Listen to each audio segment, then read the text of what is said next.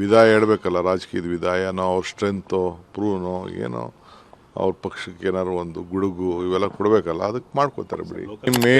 ಮೇ 15ಕ್ಕೆ ನಾನು ಎಲ್ಲರಿಗೂ ಹೇಳ್ತಾ ಇದ್ದೀನಿ, ಯಾರು ಫ್ಲೆಕ್ಸು ಅಡ್ವರ್ಟೈಸ್ಮೆಂಟ್ ಯಾವುದು ಕೊಡಬಾರ್ದು. ಫ್ಲೆಕ್ಸ್ ಗಿಕ್ಸೆಲ್ಲ ಹಾಕ್ಬೋದು, ಹಾಕಿದ್ರೆ ಎಲ್ಲರ ಮೇಲೂ ಕೇಸ್ ಹಾಕ್ತೀನಿ ನಾನು. ಯಾರು ಫ್ಲೆಕ್ಸು ಕಾರ್ಯಕರ್ತರು ಅಭಿಮಾನಿಗಳು ಹಾಕಿದ್ರೆ ಬರ್ತ್ಡೇ ವಿಚಾರದಲ್ಲಿ ನಾನಂತೂ ಕೇಸ್ ಹಾಕ್ಸಿದೆ.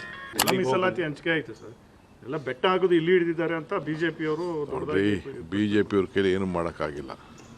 ನಾವೇನು ಮಾತು ಕೊಟ್ಟಿದ್ದೋ ಆ ಮಾತು ಪ್ರಕಾರ ನಡೆದಿದ್ದೀವಿ. ಹಿಂದೆ 17% ಇದ್ದ ಕೂಡ ನಾವು ಕ್ಲೀನಾಗಿ ಮಾಡಿದ್ದೋ, ಈಗೂ ಕೂಡ ಭಾಳ ಸರಳತೆಯಿಂದ ಮಾಡಿದ್ದೀವಿ. ಒಂದೇ ಇಶ್ಯೂ ಏನಪ್ಪ ಇದ್ದಿದ್ದು ಅಂತಂದರೆ ರೈಟು ಲೆಫ್ಟು ಯಾರು ಫಸ್ಟು ಒಂದೇ ಪೋಸ್ಟ್ ಇದ್ದರೆ ಅನ್ನೋದು ಒಂದು ದೊಡ್ಡಿತ್ತು. ಅದಕ್ಕೂ ಕೂಡ ಪರಿಹಾರ ಈಗಾಗಲೇ ಕಂಡುಹಿಡಿದಿದ್ದಾರೆ. ಸೊ ಎಲ್ಲರಿಗೂ ರೈಟ್ ಇರ್ಬೋದು, ಲೆಫ್ಟ್ ಇರ್ಬೋದು, ಲಂಬಾಣಿ, ಬೋವಿ, ವರ್ಷ, ABC ಎಲ್ಲರೂ ಕೂಡ ನ್ಯಾಯ ಒದಗಿಸ್ಕೊಳ್ಳುವಂಥ ಕೆಲಸ ಇವತ್ತು ನಮ್ಮ ಸರ್ಕಾರ ಮಾಡಿದೆ. ನಾವೇನು ಮಾತು ಕೊಟ್ಟಿದ್ದೇವೆ ಸುಮಾರು 30-40 ವರ್ಷದಿಂದ ಇತ್ತು. 2ನೇ ಸ್ಟೇಟ್ ಇದು, ನಾವು ಒಳ ಮೀಸಲಾತಿಗೆ ಒಪ್ಕೊಂಡಿರೋರು ಮಾಡಿ ನ್ಯಾಯ ಕೊಡ್ತಾ ಇದ್ದೀವಿ. ಎಲ್ಲರೂ ಒಟ್ಟಿಗೆ ಹೋಗ್ಬೇಕಷ್ಟೇ. ಸರ್, ಡೆಲ್ಲಿಗೆ ಹೋಗಿ ಬಂದ್ರಿ, ರಾಜಕೀಯ ವಿಚಾರವಾಗಿ ಚರ್ಚೆ ಕೂಡ ಆಗಿದೆ ಅನ್ನೋ ಒಂದು. ನೋಡಪ್ಪ, ನಾನು ಯಾವುದೂ ಪೊಲಿಟಿಕಲ್ ಇಶ್ಯೂಸ್ನ ಮೀಡಿಯಾ ಮುಂದೆ ಮಾತಾಡಲ್ಲ. ಏನಾದರೂ ಟೈಮ್ ಬಂದಾಗ ನಿಮಗೆಲ್ಲ ಅದೆಲ್ಲ ಗೊತ್ತಾಗ್ತದೆ ಅಂತ ನಾನು ಹಿಂದೆನೇ ಹೇಳಿದ್ದೀನಿ.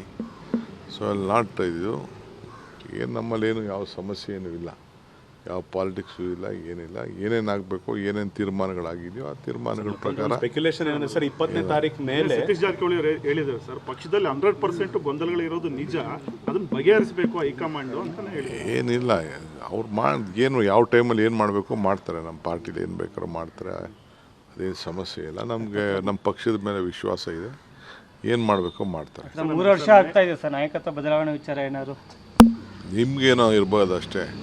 ನಾನು ಯಾವತ್ತೂ ಚರ್ಚೆ ಮಾಡೋಕ್ಕೆ ಹೋಗಿಲ್ಲ. ಹೈಕಮಾಂಡ್ ಯಾವಾಗ ಏನು ಮಾಡ್ತಾರೋ ಒಪ್ಕೋತೀವಿ ಅಂತ ನಾನು ಚೀಫ್ ಮಿನಿಸ್ಟರ್ ಇಬ್ಬರು ಹೇಳಿದ್ದೀವಿ.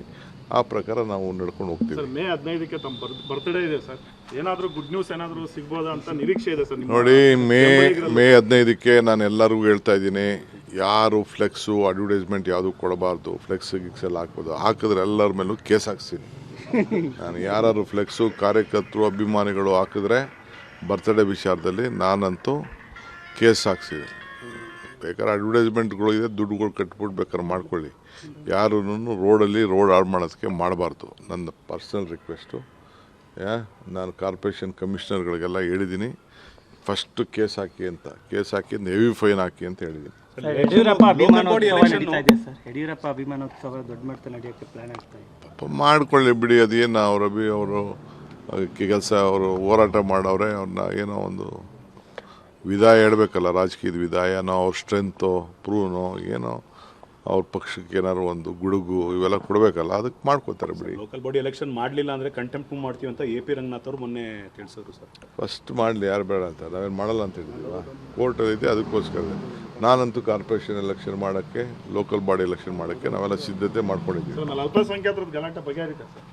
ನಮ್ಮ ಕಾರ್ಯಕ್ರಮಗಳನ್ನ ನೀವು ನೋಡ್ತಾ ಇದ್ರೆ ನಮ್ಮ ಚಾನೆಲ್ ಅನ್ನ ಸಬ್ಸ್ಕ್ರೈಬ್ ಮಾಡಿ, ಪಕ್ಕದ ಬೆಲ್ ಐಕಾನ್ ಒತ್ತಿ ನಮ್ಮನ್ನ ಬೆಂಬಲಿಸಿ. ಹಾಗೆ ನಮ್ಮ ಕಾರ್ಯಕ್ರಮಗಳನ್ನ ಲೈಕ್ ಮಾಡಿ, ಕಮೆಂಟ್ ಮಾಡಿ, ಅದನ್ನ ಬೇರೆಯವರಿಗೂ ವಾಟ್ಸ್ಆಪ್ ಮೂಲಕ ಶೇರ್ ಮಾಡಿ. ನೀವು ಹೀಗೆ ಮಾಡಿದಾಗ ನಮ್ಮ ಚಾನೆಲ್ ಇನ್ನಷ್ಟು ಮತ್ತಷ್ಟು ಜನರಿಗೆ ತಲುಪಲು ನೀವು ನಮ್ಮೊಂದಿಗೆ ಸಹಕರಿಸಿದ ಹಾಗಾಗುತ್ತೆ.